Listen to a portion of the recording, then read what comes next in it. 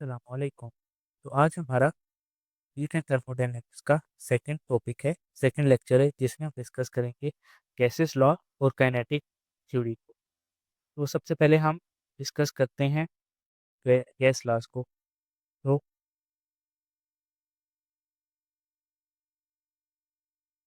Gas laws हमारे पास कौन कौन से हैं? तो दो बहुत फेमस लॉज हैं, Boyle's law and Charles law. तो हम को डिस्कस करेंगे जो कि हमारे कोर्स का हिस्सा है। तो सबसे पहले आता है बॉयल्स लॉ। तो बेसिकली बॉयल्स लॉ क्या कहता है? At constant temperature, at constant pressure, the pressure of a gas is inversely proportional to its volume. इसके pressure of a gas is inversely proportional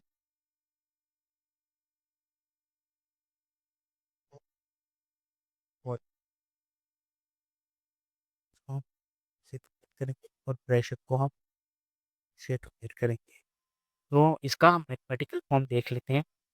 A B is inversely proportional to volume.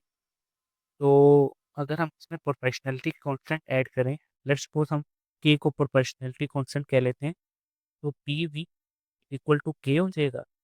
तो यहाँ से हमारे पास एक mathematical formula निकल के आता है कि P one one equal to P to.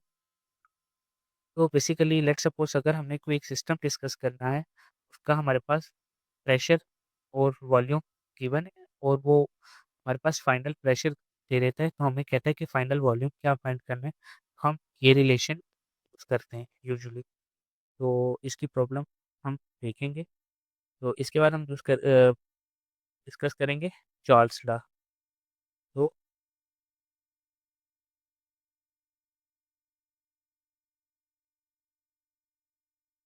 Charles law क्या कहते हैं कि at constant temperature, sorry at constant pressure,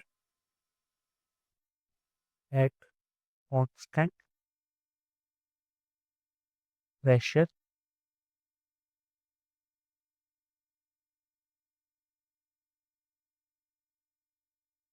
the volume of a gas, uh, or a gas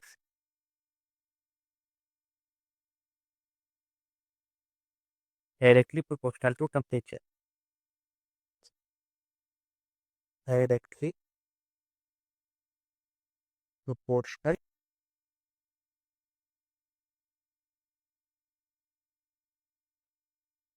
temperature।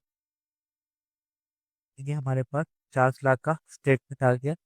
इसको हम मैथमेटिकली डिस्कस करेंगे कि V is direct proportional to T, और इसी के थ्रू अगर हम सेम ऊपर वाले की तरह रिलेशन निकालें प्रोपोर्शनैलिटी कांस्टेंट के थ्रू, तो हमारे पास क्या आएगा कि V1 upon T1 is equal to V2 upon. तो एक हम ग्राफ डिस्कस कर लेते हैं। हीट एंड थर्मोडायनेमिक्स में हम पीवी डायग्राम्स बहुत डिस्कस करेंगे। पीवी डायग्राम बेसिकली प्रेशर और वॉल्यूम का ग्राफ को हम बोलते हैं। तो जो वॉल्ट्स लॉ का जो ग्राफ बनेगा वो इस तरह बनेगा। यहाँ पे थोड़ी सी जगह यहाँ बना देता हूँ। तो एक एक्सिस पे हम प्रेशर को स्टडी करेंगे और दूसरे एक्सिस में वॉल्यूम को डिस्कस करेंगे। तो इसका ग्राफ कुछ यूँ बनता है। तो यहाँ हमारे पास वॉल्ट्स लॉ का पीवी ग्राफ बन गया। और चूंकि चार्ल्स लॉ में वॉल्यूम और टेम्परेचर को हम डिस्कस कर रहे हैं, तो ये चार्ल्स लॉ का जो ग्राफ है वो इस तरह से बनेगा। यहाँ पे टेम्परेचर है और यहाँ वॉल्यूम। तो चूंकि डायरेक्ट रिलेशन है, तो ये इसका ग्राफ कुछ इस तरह से बनेगा। अब यहाँ पे एक थ्योरेटिकल एमसीक्यू ये आ सकता है जो कि बहुत इंपॉर्टेंट है, वो ये कि ये जो लाइन है ये ऊपर से क्यों शुरू हो रही है, यहाँ ओरिजिन से क्यों नहीं शुरू हो रही। तो इसका आंसर ये है कि अब इस वक़्त यहाँ जो 0 का मतलब ये है 0 सेल्सियस या sorry -273 degree kelvin degree Celsius और 0 केल्विन है ये पॉइंट। तो केल्विन में देखा जाए तो ये 0 केल्विन है, तो 0 केल्विन टेम्परेचर अचीव करना इस वक़्त पॉसिबल नहीं।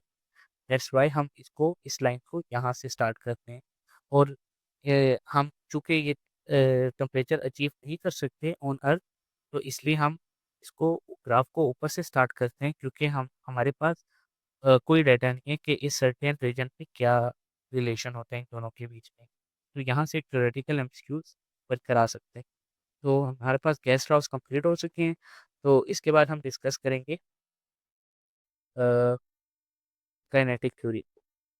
तो काइनेटिकल मॉलिक्यूलर थ्योरी ऑफ गैसेस, जिसको हम के केएमटी थ्योरी बोलते हैं। KMT of gas.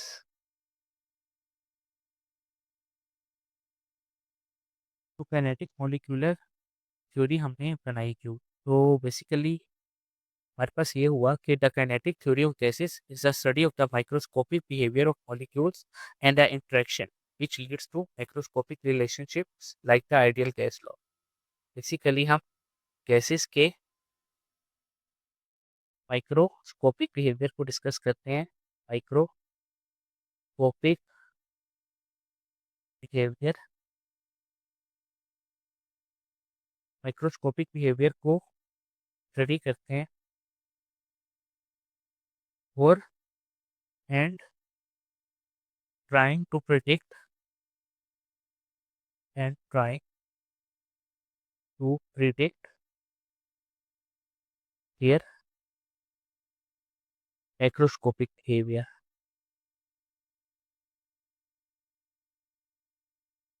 स्कोपिक बिहेवियर, तो बेसिकली ये है कि गैसेस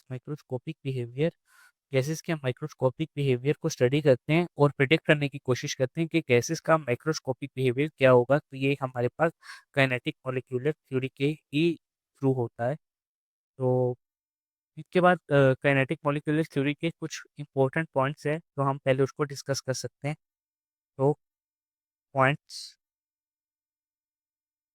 ऑफ एएमटी, तो इसका हर एक पॉइंट एक थ्योरेटिकल एमसीक्यू की वैल्यू रखता है। तो पहला हम पॉइंट डिस्कस करेंगे वो ये कि small volume contains large number of molecule. Small volume contain large number of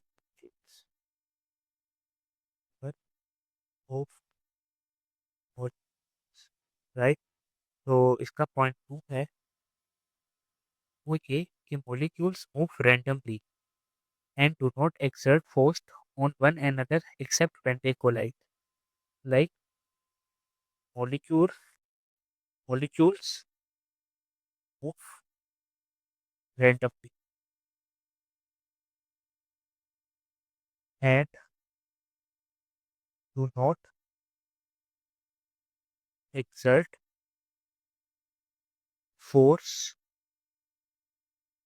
on each other।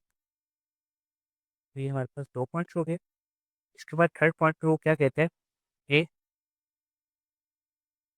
जब भी मॉलिक्यूल्स का कोलिजन होता है तो वो इलास्टिकली होता है। मॉलिक्यूल्स कोलाइड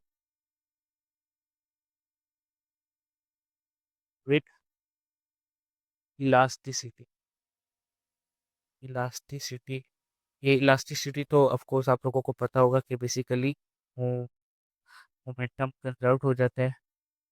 एक अगर कोलिजन हो रहा है तो एक पार्टिकल की सारी वेलोसिटी दूसरे में ट्रांसफ़र हो जाती है।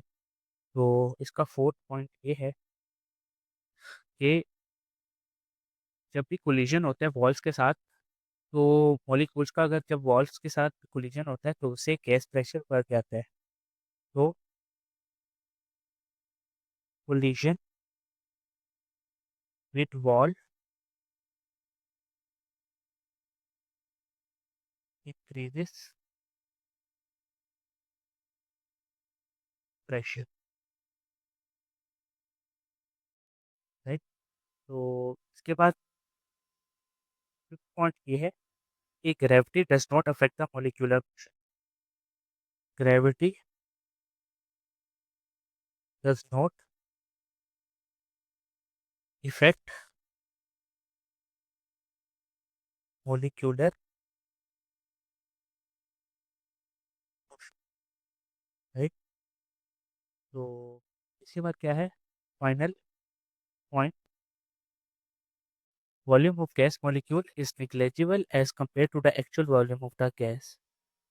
लाइक एक किसी भी सर्टेन गैस का अगर मॉलिक्यूल हम एक मॉलिक्यूल को डिस्कस करेंगे तो जो उसका कंपैरिजन होगा वो गैस के एक्चुअल वॉल्यूम के साथ वो निग्लेजिबल हो जाएगा कि एक मॉलिक्यूल बहुत छोटा होता है। As you know 1 mole of gas contains 6 point वो Avogadro number of molecules, right. तो ये उससे हम वहाँ से ये पॉइंट निकल के आ सकते हैं कि volume of gas molecule is negligible as compare to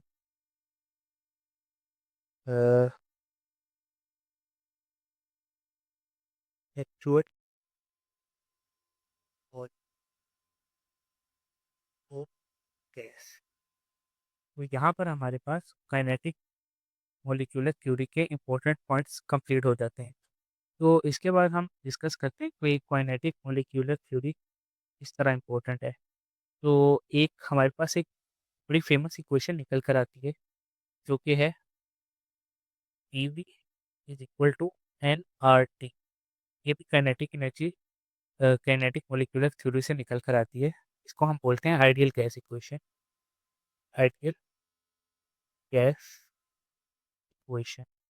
वो जितने भी लॉस जो हमने इससे पहले डिस्कस किए वो सारे भी काइनेटिक मॉलिक्यूलर थ्योरी से ही निकल कर आते हैं। तो इसके बाद हमारी फाइनल हेडिंग है applications of KMT kinetic molecular theory. तो इसकी एप्लीकेशंस में एक तो अभी हमने ऊपर डिस्कस किया, all cases law comes from KMT। और उसके बाद कनेक्ट्स हीट यानी टेम्परेचर विथ मॉलिक्यूलर मोशन। तो इस पॉइंट का क्या मतलब हो सकता है वो ये कि काइनेटिक मॉलिक्यूलर थ्योरी इस बिहेवियर बताती है कि अगर हम किसी सिस्टम का टेम्परेचर बढ़ाएंगे तो उसका जो मॉलिक्यूलर मोशन है वो इंक्रीज कर जाएगा, जो कि हमने स्टार्ट में देखा कि टेम्परेचर इंक्रीज करने से वाइब्रेशन इंक्रीज हो जाती है। और इसके बाद जो फिजिकल फिनोमेना है जैसा कि डिफ्यूजन, सॉरी डिफ्यूजन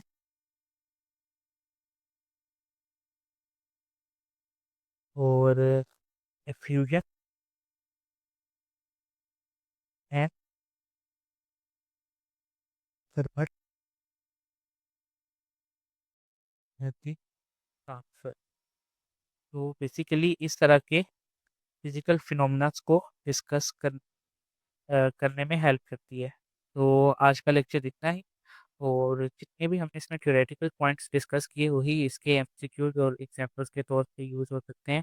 अलबत्ता बॉयल्स लॉ और चार्ल्स लॉ के एक दो एमसीक्यूज हम फाइनल एग्जांपल्स में डिस्कस करेंगे। Thank you very much.